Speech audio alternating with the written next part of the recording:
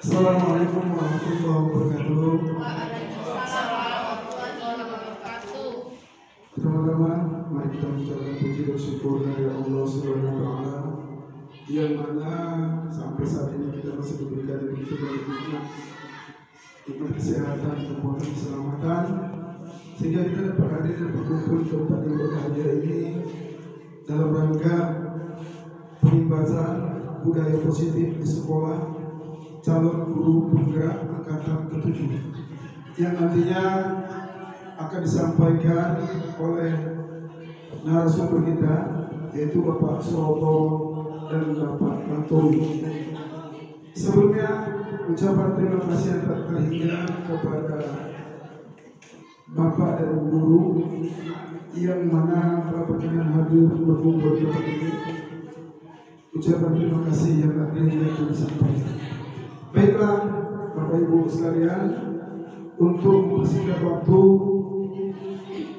pembahasan atau penyampaian pengibasan budaya positif di sekolah calon guru penggerak angkatan ke-7 kepada Bapak Suroto, waktu dan tempat saya persilakan. Assalamualaikum warahmatullahi wabarakatuh. Terima kasih kepada moderator yang saya hormati, Bapak dan Ibu yang khusus memang kami undang untuk pengibasan kami. Kami di sini, saya Pak Suroto dan Pak Tantowi sebagai guru penggerak, calon guru penggerak, ini akan melakukan pengibasan, yaitu bagaimana budaya tentang budaya positif. Ini yang sudah kami dapat, maka di sini kami akan melakukan pengibasan kepada Bapak Ibu guru. Seandainya nanti kita pengibasan sekolah kita, semuanya itu butuh kerjasama ataupun kolaborasi. Tapi tanpa adanya kolaborasi di antara kita, ini tidak akan terjadi. Dan seandainya nanti juga kami harapkan di sekolah kita ini ada lagi calon guru penggerak. Ini kita awali dari kami berdua. Nanti kami harapkan yang lain juga menyusul. Dan diingat Bapak Ibu, jangan anak ganti menteri, gantinya programnya nggak usah seperti itu nggak akan maju. Kita ikuti aja. Oke Bapak ya. Terima kasih. Kemudian sini tentang budaya positif.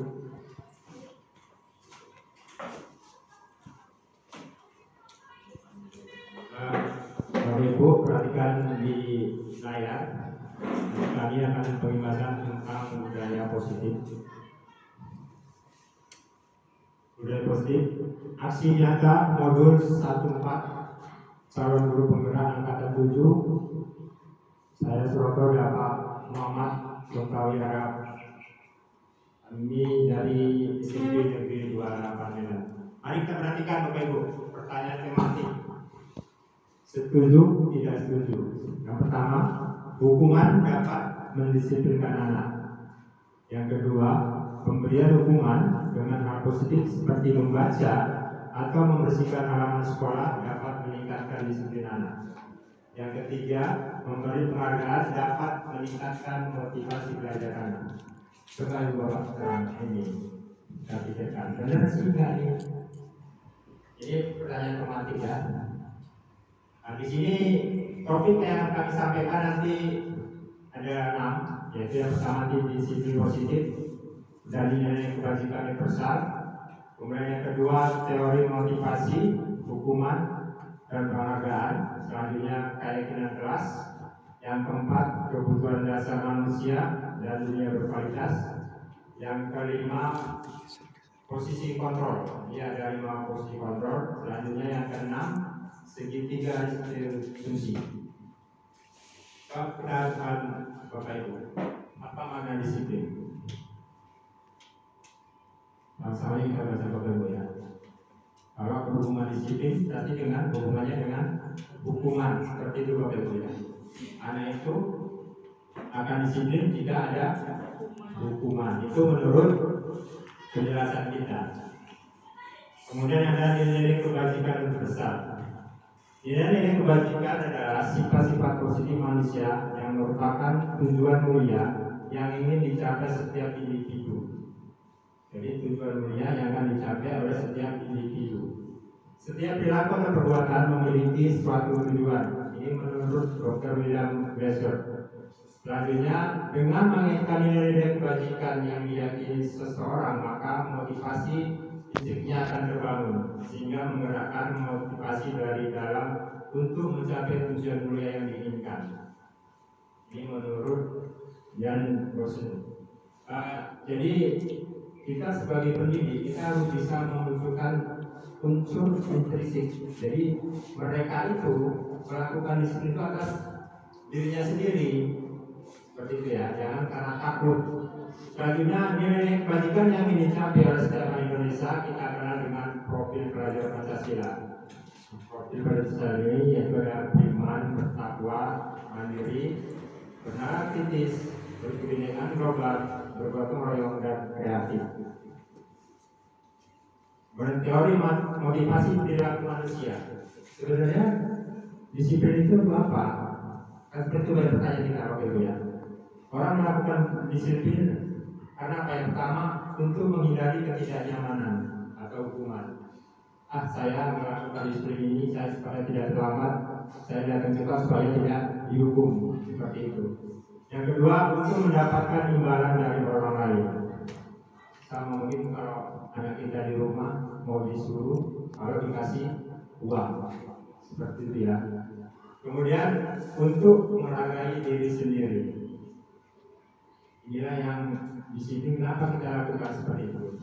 Dari tiga tersebut itu ada yang pertama dan kedua itu motivasi eksternal, yang ketiga motivasi internal. Ini yang dari saya akan menjadi orang seperti apa itulah yang seharusnya kita inginkan dari siswa kita. Oke, ini kemerdekaan menurut J.J. Rontoro. Merdeka itu artinya tidak hanya terlepas dari perintah, akan tetapi juga zakat buat memerintah diri sendiri. Kemudian dihukum oleh penghargaan. Kalau saya bertanya, boleh nggak dihukum? Boleh ya? Boleh. Bilang nggak apa-apa, boleh. Boleh nggak anak itu dikasih penghargaan? Boleh. Boleh. Jadi setiap anak yang gak berprestasi kita beri penghargaan. Dihukum mau oleh penghargaan, bahwa penghargaan berlaku sama dengan hukuman. Berarti sama Bu ya. Penghargaan dan hukuman itu sama. Jadi mulai sekarang kita harus mengerti bahwa penghargaan dan hukuman itu adalah sama. Dalam arti meminta atau membujuk seorang melakukan sesuatu untuk memenuhi suatu tujuan tertentu dari orang yang meminta, membujuk, dorongannya eksternal dan akan ada faktor ketergantungan.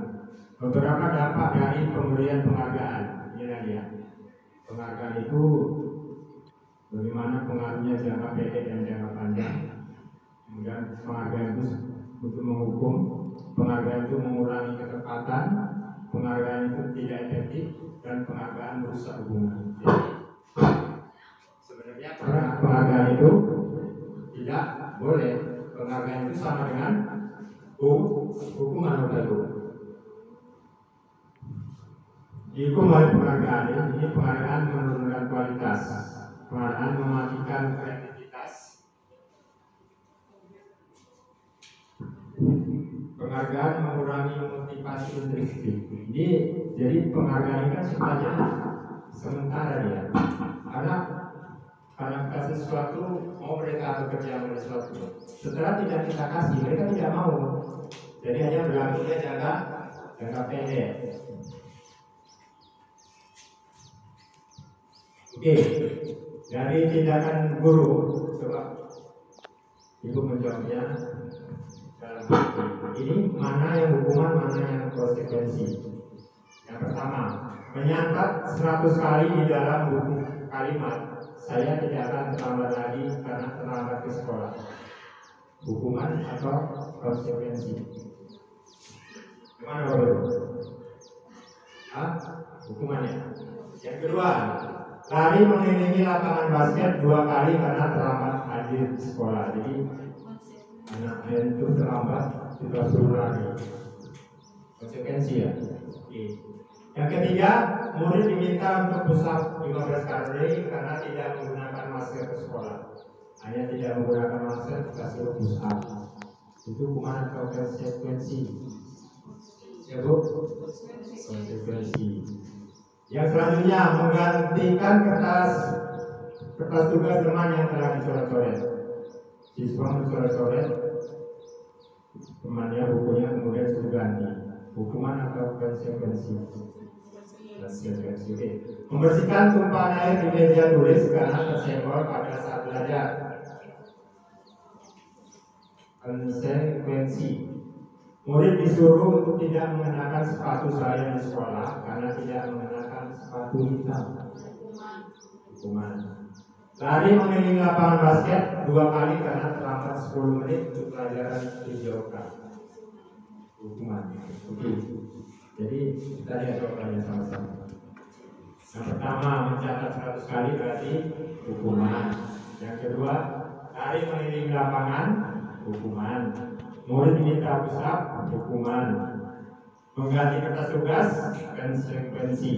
Membersihkan tumpahan air, konsekuensi. Murid disuruh untuk mengenakan sepatu sehari di sekolah karena tidak mengenakan sepatu hitam, hukuman. Lari mengelilingi lapangan basket 2 kali karena terlambat 10 menit untuk pelajaran dijauhkan.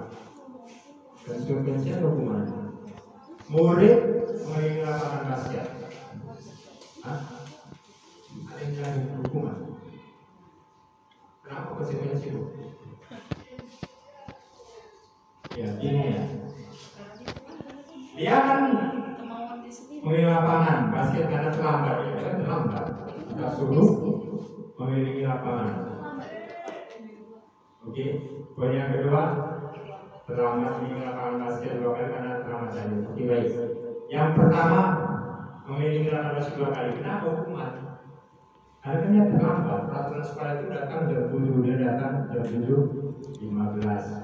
Kalau yang terlambat di lapangan ini kan konsekuensi dari pelajaran PJOK, ya tidak termasuk dari aturan sekolah. Oke, jelas seperti itu ya. Di sini jelas ya mana perbedaan hukuman dan konsekuensi. Sini sudah nampak ya.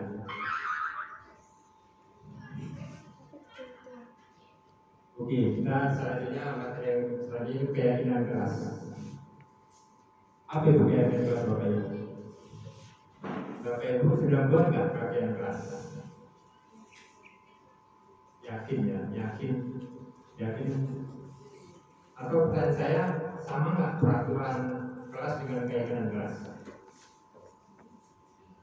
Mengapa tidak peraturan aja, harus keyakinan? Peraturan diubah oleh pihak sekolah, kemudian hanya wajib mematuhinya. Jadi kalau peraturan berlaku untuk seluruh warga sekolah. Keyakinan sekolah terus dibuat berdasar kesepakatan antara pihak sekolah, guru dan orang tua ke murid, sehingga ada rasa tanggung jawab tertanam dalam diri murid untuk mematuhinya. Jadi kalau keyakinan kelas ini kita sendiri yang buat. Kita buat di kelas kayak kelas apa yang mau kita buat. Murid tahu mengkategorikan perilakunya sendiri sudah benar atau salah berdasarkan keyakinan sudah disepakati. Murid bisa mencari solusi mandiri jika ia membuat masalah. Jadi kalau peraturan tadi kan langsung datangnya dari sekolah. Peraturan datangnya dari sekolah, kita harus diskusi. Tapi kalau keyakinan kelas kita harus diskusikan. Kenapa? Supaya bahwa mereka itu betul-betul akan mematuhinya. Oke, yang mana merupakan keyakinan kelas? Yang mana Bapak Ibu? Ada keyakinan kelas, ada kesepakatan kelas. Datang tepat waktu mengucapkan salam. Ini ada di kelas. Ada Bapak Ibu? Ada ya. Jadi keyakinan kesepakatan kelas. Menjaga kebersihan sekolah. Peraturan ya. Karena berhubung dengan sekolah. Berdoa sebelum dan sesudah kegiatan. Berdoa sebelum dan sesudah kegiatan. Kan nggak keyakinan kelas. Kalau kita berdoa kan nggak pasti kelas ya kan. Kemudian aktif dalam pembelajaran. Ini aktif dalam pembelajaran berarti keyakinan kelas. Ya kan nggak ada di peraturan sekolah itu harus aktif. Kemudian kami dan gurunya saling menyayangi. Ya kelas dulu ya. Kami murid yang semangat belajar dengan kelas. Kami murid yang peduli dengan teman-teman. Jadi yang sebelah kiri ya aturan, nah yang sebelah kanan keyakinan kelas. Jadi Bapak Ibu, kita buat aja di keyakinan kelas di setiap kelas. Saya kemarin sudah membuatnya di kelas 8G dan 8H. Kan saya ada 2 kelas. Mereka saya buat untuk keyakinan kelas apa? Biar mereka sendiri yang buat. Contohnya, ketika pelajaran saya mereka tidak akan menggunakan api. Itu salah satu contoh dari keyakinan kelas. Ini ada peraturan mengenai keyakinan kelas. Kita lihat peraturan itu bagaimana, kemudian keyakinan itu bagaimana. Lalu kembalikan buku ke tempatnya. Berarti dia keyakinan kelas harus bertanggung jawab. Oke, kebutuhan dasar manusia. Kebutuhan dasar tadi yang dasar yang harus dipenuhi anak-anak. Kebutuhan dasar apa aja, Bapak Ibu? Yang pertama, kasih sayang dan rasa diterima, kemudian penguasaan, selanjutnya kesenangan, kemudian kebebasan dan bertahan hidup. Oke, di sini sedikit lagi kebutuhan bertahan dan hidup. Saya perlukan kesehatan, rumah, makanan. Kemudian pertanyaan saya, seandainya siswa itu tidak terpenuhi kebutuhan dasarnya, apa yang terjadi? Seandainya kebutuhan dasarnya tidak terpenuhi, misalnya kebutuhan kasih sayangnya tidak terpenuhi, apa yang terjadi? Nah, itu gimana ya, jadi perhatian, apa yang jadi bangga ya, jadi bangga. Kemudian bangganya seperti apa? Kamu belajar, kontak pagar, selalu terlambat. Jadi kalau seandainya kebutuhan dasar itu tidak terpenuhi, mungkin mereka akan mencari supaya terpenuhi bagaimana, bisa secara negatif, bisa secara positif. Kalau yang positif mereka akan bagus, tapi yang negatif seperti itu, mungkin belajarnya yang berkurang, kalau tidak mau belajar. Oke, mungkin ini yang saya sampaikan kepada Ibu. Semoga nanti di luar sini boleh kita bertanya jawab. Selanjutnya posisi kontrol yang akan disampaikan oleh Bapak Muhammad Tomtawiyah dari Bapak Sekretariat. Baik, terima kasih Pak Suroto. Baik, saya akan lanjutkan apa yang sudah disampaikan oleh Pak Suroto. Kita masuk ke materi tentang posisi kontrol. Nah, selama ini dan coba kalau kita bayangkan, kita itu ada di posisi mana selama ini? Karena posisi kontrol itu ada 5. Ya, sebagai penghukum, kemudian sebagai pembuat orang merasa bersalah, lalu yang ketiga teman, sebagai teman, kemudian sebagai pemantau atau sebagai manajer. Nah, posisi di mana biasanya kita berada? Nah, kriterianya diantaranya adalah kalau penghukum itu menghadik, sehingga membuat rasa sakit yang mendalam pada diri anak. Kemudian akibatnya, misalnya kalimat yang kita keluarkan, misalnya kalau kamu tidak melakukannya, awas ya, rasakan ini. Kemudian bentuk hukuman. Hasilnya anak akan memberontak dan biasanya itu akan terulang kembali, kesalahan itu akan terulang kembali. Nah, itu kalau posisi penghukum. Kemudian kalau posisi orang pembuat orang merasa bersalah, itu seperti menyindir. Nah, kita tidak menghukum tetapi memberikan sindiran. Misalnya kita mengeluarkan kata-kata, kamu seharusnya seperti ini. Kamu sudah tahu, ibu lelah sekali mengatakannya. Ibu udah stres, bapak udah stres, udah berkali-kali bapak ingatkan. Nah, itu adalah ciri daripada posisi yang diambil oleh guru pembuat orang merasa bersalah. Sehingga dampaknya anak akan menyembunyikan atau atau menyangkal dan dia akan berbohong, dia berkilah terhadap kesalahan yang dia perbuat. Nah kemudian dua ini merupakan posisi kontrol yang sebenarnya adalah posisi yang gagal. Ya, kalau kita lihat tabelnya itu merupakan identitas gagal dan itu merupakan kontrol yang didapat anak dari kedua. Lalu ada posisi teman, kemudian pemantau. Nah ini merupakan posisi identitas yang berhasil sebenarnya, tetapi ini merupakan faktor yang ekstrinsik dari luar, bukan dari dalam diri si anak. Misalnya guru itu memposisikan dirinya sebagai teman. Nah, ciri-cirinya misalnya membuatkan alasan-alasan kepada si anak. Misalnya anak melakukan kesalahan. Nah, kita menutupinya dengan membuatkan alasan-alasan untuk menutupi kesalahan si anak tadi. Akibatnya anak menjadi ketergantungan terhadap kita, sehingga dia tidak melakukan kesalahan lagi.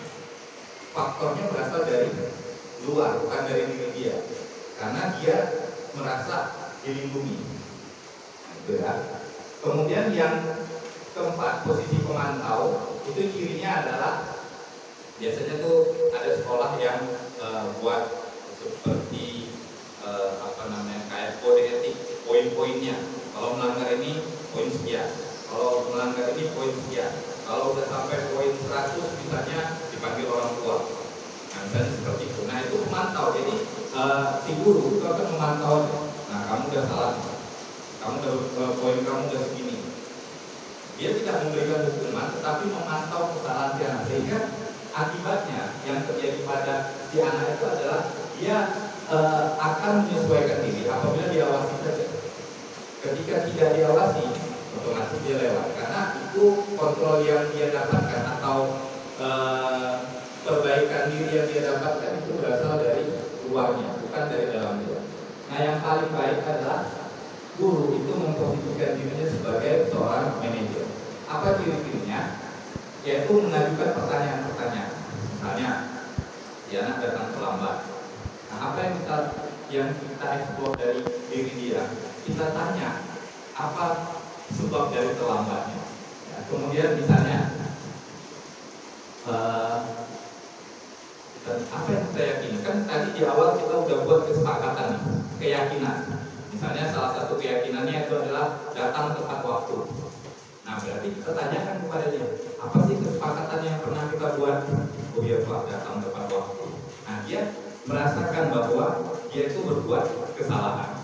Hasilnya adalah menguatkan pribadi dia, sehingga dia tahu bahwa apa yang dilakukannya itu adalah salah. Ya, bukan kita yang menunjukkan kesalahan dia, tapi dia tahu sendiri bahwa apa yang dilakukannya adalah salah. Ya. Nah, murid akan berkata pada dirinya bagaimana caranya saya bisa memperbaiki keadaan. Nah, dampak yang terjadi pada murid adalah mengevaluasi diri, bagaimana cara memperbaiki diri. Nah, mudah-mudahan kita bisa mendapatkan atau kita bisa meningkatkan posisi kontrol kita mulai dari yang awalnya mungkin posisi gagal, kita bisa naik level menjadi posisi manajer. Nah, itu 5 posisi kontrol. Nah, misalnya pertanyaan-pertanyaan seperti saya kecewa sekali dengan kamu, berarti ini posisi apa? Posisi mendukung. Oke, kamu tidak pernah melakukannya. Posisi apa kira-kira? Kalau kita memberikan pertanyaan itu dari 5 posisi kontrol tadi, berarti yang kedua itu posisi apa? Teman. Oke, ayolah lakukan demi ibu atau demi bapak. Itu posisi apa kira-kira? Teman kan? Baik, kemudian apakah kamu mau mendapatkan stiker bintang hari ini? Itu posisi apa? Memantau. Oke. Bagaimana kamu bisa menyelesaikan masalah ini? Manajer. Kamu selalu yang paling terakhir. Membuat merasa bersalah. Oke, coba kita cek. Nah, yang pertama adalah membuat orang merasa bersalah. Saya kecewa sekali dengan kamu, sehingga dia merasa bersalah. Ya, dia merasa bersalah. Kemudian kamu tidak pernah benar melakukannya, berarti kita memberikan hukuman. Kemudian, ayolah lakukan demi ibu, ayo demi bapak, atau Jangan sampai seperti itulah, nanti kalau dilihat bapak kepala sekolah ibu nggak enak. Nah itu berarti kan kita memposisikan diri sebagai teman. Apakah kamu mau mendapatkan stiker bintang hari ini? Nah itu pemantau, karena kita udah buat poin-poin tadi kan. Kalau seperti ini yang dilakukan dapat ini. Nah yang berikutnya itu manajer. Ya, kita melakukan pertanyaan-pertanyaan yang menggali potensi dia. Nah yang terakhir itu adalah sebagai pembuku. Nah itu ciri-ciri dari pertanyaan-pertanyaan atau yang posisi 5 kontrol itu. Nah kemudian ada istilah restitusi. Nah kira-kira restitusi itu apa? Restitusi itu adalah proses menciptakan kondisi bagi si murid untuk dia dapat memperbaiki kesalahan sendiri, bukan karena diberikan sanksi sehingga dia berubah, tetapi mengeksplorasi sehingga mereka bisa kembali pada kelompok mereka dengan karakter yang lebih kuat. Jadi dia sendiri yang mencari, dia sendiri yang menggali kesalahan dia seperti apa, dia mencari cara untuk memperbaiki. Nah itu kira-kira makna daripada restitusi itu sendiri. Nah biasanya ciri-ciri dari restitusi itu yang pertama bukan untuk menebus kesalahan, namun untuk belajar dari kesalahan.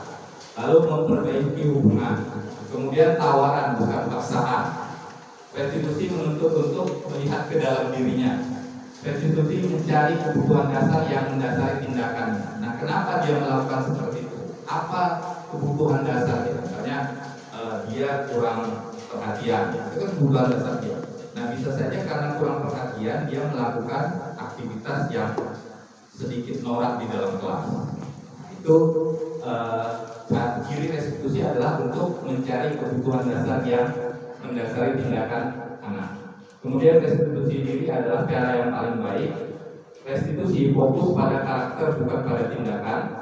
Restitusi fokus pada solusi, dan ciri yang terakhir adalah restitusi mengembalikan murid yang berbuat salah pada kelompoknya. Artinya kita menggiring murid untuk kembali ke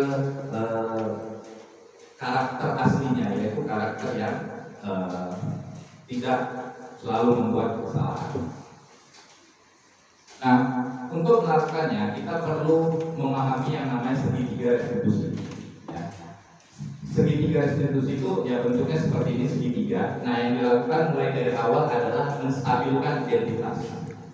Menstabilkan identitas yaitu dengan misalnya memberikan pertanyaan.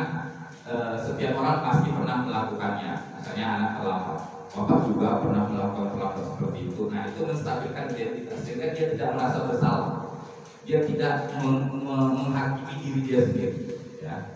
Pasti setiap orang pernah melakukan itu. Nah itu pertanyaan awal yang dilakukan untuk menstabilkan identitas si anak. Lalu setelah identitasnya stabil, kita naik level berikutnya yaitu validasi kebutuhannya atau validasi kesalahannya.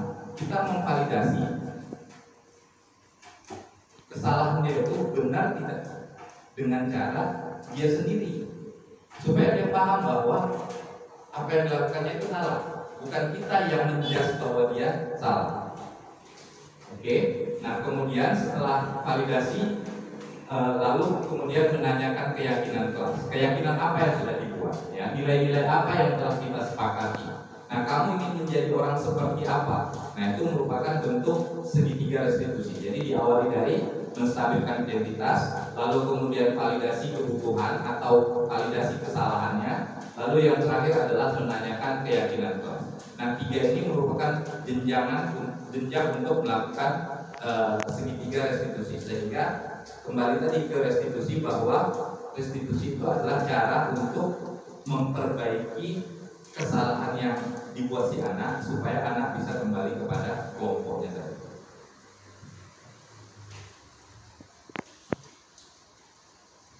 Nah ini beberapa hal, misalnya menstabilkan identitas. Guru berkata berbuat salah itu hal yang manusiawi. Tidak ada manusia yang sempurna. Bapak atau ibu juga pernah berbuat salah. Kita pasti bisa menyelesaikan permasalahan ini dan lain sebagainya. Itu merupakan pertanyaan-pertanyaan yang kita sampaikan pada tahap menstabilkan identitas. Ini tujuannya adalah untuk membuat anak yang merasa gagal karena berbuat salah menjadi positif terhadap diri dia. Jadi dia tidak menjustifikasi dirinya. Kemudian kalau untuk memvalidasi kebutuhan, misalnya pertanyaan kita, ya, kamu bisa saja melakukan hal yang lebih buruk, tapi kamu tidak melakukannya. Kamu pasti punya alasan mengapa melakukannya. Apa yang penting bagi kamu? Nah, itu pertanyaan untuk validasi kebutuhan. Lalu kemudian tahap yang berikutnya, tahap terakhir adalah menanyakan keyakinan. Nah, apa nilai yang kita percaya di sekolah ini atau di kelas? Nilai-nilai universal apa yang telah kita sepakati dan lain sebagainya, itu merupakan menanyakan keyakinan kelas. Tujuannya adalah agar anak dapat melihat kesalahannya dihubungkan dengan norma sosial dan nilai yang mendasari manusia berinteraksi dengan orang lain.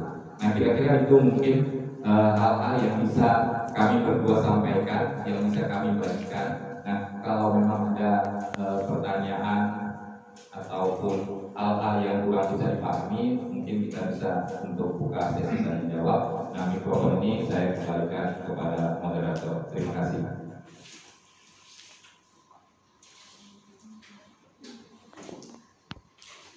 Baik, kepada Pak Suroto dan Pak Antoni.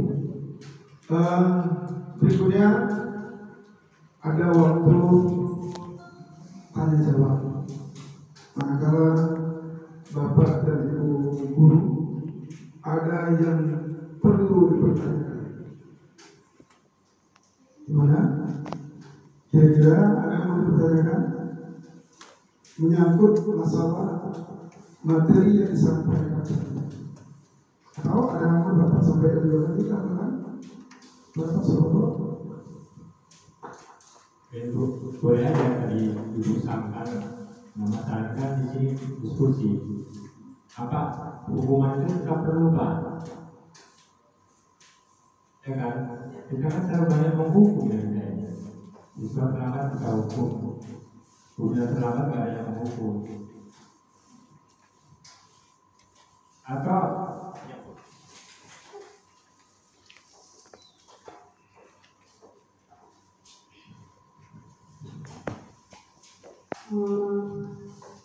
Perkenalkan nama dulu. Assalamualaikum warahmatullahi wabarakatuh. Waalaikumsalam warahmatullahi wabarakatuh. Nama saya Adi Pak. Saya ingin menanyakan tentang materi yang tadi disampaikan Pak Tantowi tentang penghukuman orang yang membuat merasa bersalah, teman, pemantau atau manajer. Di antara 5 tersebut, Pak, mana yang lebih efektif untuk dilakukan ke siswa? Atau dari kelima ini boleh saja bebas dilakukan oleh guru ke siswa? Terima kasih. Assalamualaikum warahmatullahi wabarakatuh. Waalaikumsalam warahmatullahi wabarakatuh. Gimana? Pak Ardi langsung saya jawab. Baik, terima kasih atas pertanyaannya. Nah, apakah kelima itu bisa kita lakukan? Kalau kita lihat tadi dari tabel,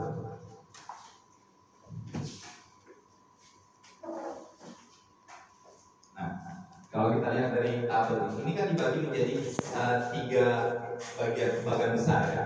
Ada identitas gagal, kemudian identitas berhasil atau sukses, dan tapi kontrol dari luar. Kemudian yang ketiga identitas berhasil, kontrol dari dalam.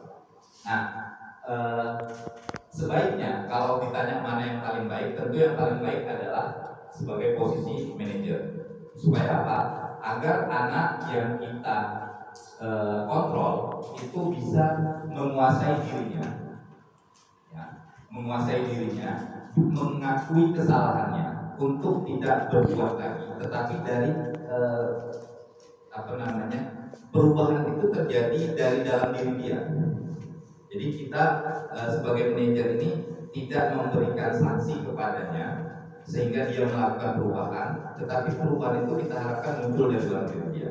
Nah, itu yang terbaik. Tetapi terkadang yang sering dilakukan, yang harusnya kita lakukan itu adalah dua kelompok ini, yaitu identitas berhasil atau sukses, baik dari dalam maupun dari luar. Tetapi kalau ditanya porsinya seperti apa, lebih baik atau karena tujuan kita adalah untuk merestitusi dari segi anak, maka yang paling baik adalah posisi manajer. Tetapi terkadang kita bisa juga melakukannya sebagai teman, bisa juga melakukan sebagai pemantau. Nah, untuk yang harus kita hindari, ya kalau bisa kita, kalaupun memang selama ini mungkin kita sebagai penghukum, ya saya juga waktu belajar ini ternyata nggak baik rupanya ya penghukum itu, nggak baik rupanya menyindir-nyindir anak itu nggak baik. Nah, karena hasilnya adalah identitas gagal. Ya. Jadi dia menjadi apa? Anak menjadi dampaknya adalah mengulangi kesalahannya kalau posisi penghukum. Kemudian anak merasa rendah diri kalau kita kita berada pada posisi pembuat orang merasa bersalah. Saya kira itu Bode atas pertanyaannya. Terima kasih. Nah, ada satu restitusi yang pernah saya lakukan. Mungkin ini bisa menjadi referensi bagi kita.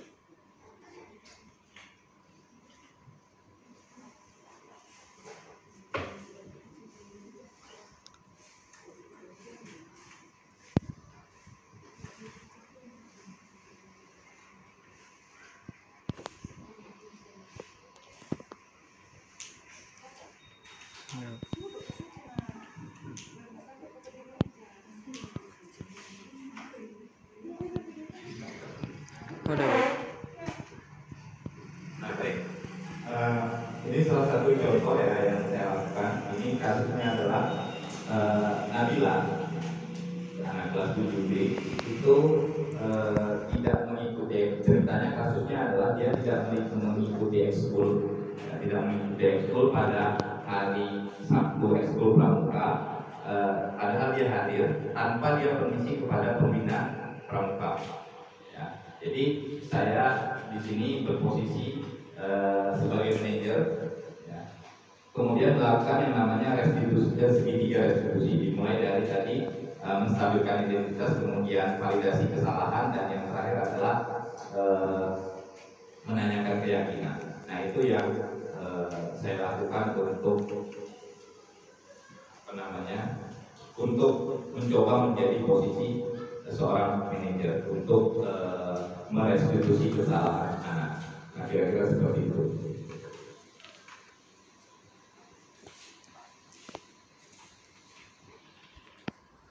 Saya kembalikan kepada moderator. Baik. Ada lagi yang mau dipertanyakan? Oke, baik. Ada lagi Pak ya? Agak banyak disedap ya. Assalamualaikum warahmatullahi wabarakatuh.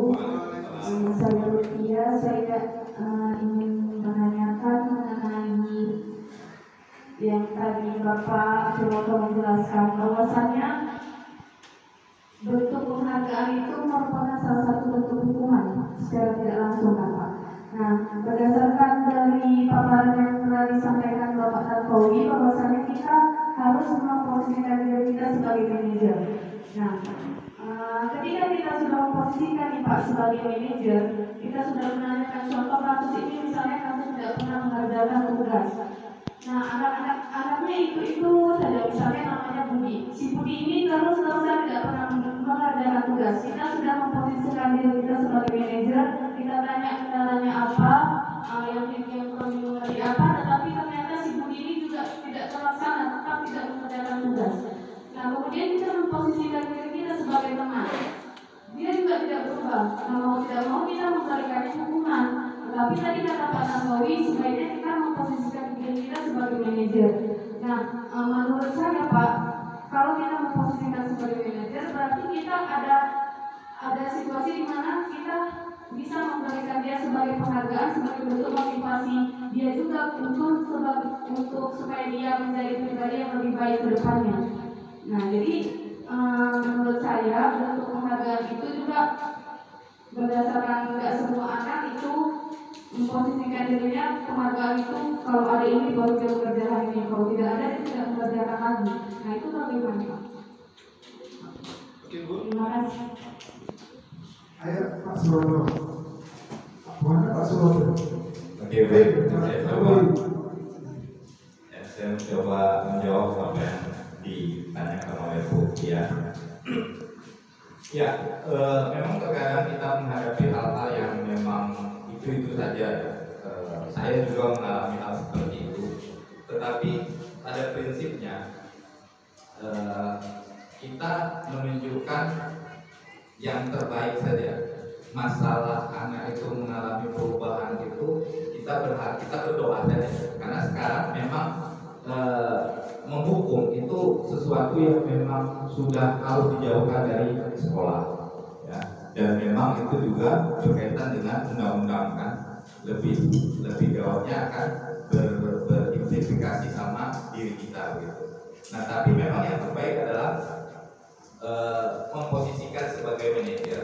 Nah, berkaitan dengan yang tadi penghargaan, ya, kan kita boleh berada, memang yang terbaik adalah pada posisi manajer, tetapi di posisi yang baik teman maupun pemantau itu juga bisa kita ambil posisi. Misalnya kalau kita memberi penghargaan kepada beberapa anak, itu mungkin ada di posisi pemantau. Nah, itu juga merupakan identitas yang sukses, tetapi kan kontrolnya dari luar. Artinya perubahan yang terjadi pada si anak itu kan didasari atas apa yang dia dapat, iming-iming dia, bukan berubah dari dalam diri dia. Nah, yang kita harapkan kan si anak ini punya motivasi yang berasal dari dalam diri. Kenapa dia tidak melakukan itu? Dia punya alasan yang tersendiri, bukan karena dorongan dari luar. Nah, penghargaan itu merupakan faktor dari luar yang membuat dia mengalami perubahan. Makanya dalam materi ini disampaikan bahwa penghargaan itu sama dengan hukuman. Kenapa demikian? Karena rata-rata hampir semua menurut para ahli ya, karena materi ini kan disadur dari berbagai macam buku dari ahli-ahli yang menerbitkan buku tersebut, bahwa penghargaan itu akan menurunkan daya kreativitas si anak, sehingga dia akan berbuat apabila ada penghargaan. Nah, ketika penghargaan itu sudah mulai turun, maka apa yang dia lakukan itu juga akan mengalami penurunan. Rata-rata seperti itu, makanya disamakanlah penghargaan itu sebagai hukuman. Ya, jadi dampaknya ke depannya adalah dia akan melakukan hal-hal yang baik itu kalau dia punya dorongan dari luar, bukan dorongan dari dalam diri dia. Nah, itu yang tidak baiknya seperti itu penghargaan. Nah, mungkin seperti itu Bu ya. Tahu nanti Pak Suroto bisa sampaikan. Saya kembalikan kepada moderator. Oke, terima kasih pada Pak Tantowi. Berhubung waktu juga yang menentukan pertemuan ini, kepada narasumber Pak Suroto, Pak Tantowi, terima kasih banyak telah memberikan paparan kepada kami semuanya, dan kepada Bapak Ibu dan Guru kami ucapkan terima kasih. Mudah-mudahan paparan yang disampaikan oleh kedua narasumber ini dapat kita aplikasikan di dalam kehidupan kita sebagai seorang pendidik, khususnya di UPT SMP Negeri 28 Medan ini. Terima kasih. Mudah-mudahan pertemuan ini mendapatkan berkah dari Allah Subhanahu wa Ta'ala. Mari sama-sama kita tutup dengan mengucapkan hamdalah alhamdulillahirabbil alamin. Assalamualaikum warahmatullahi wabarakatuh.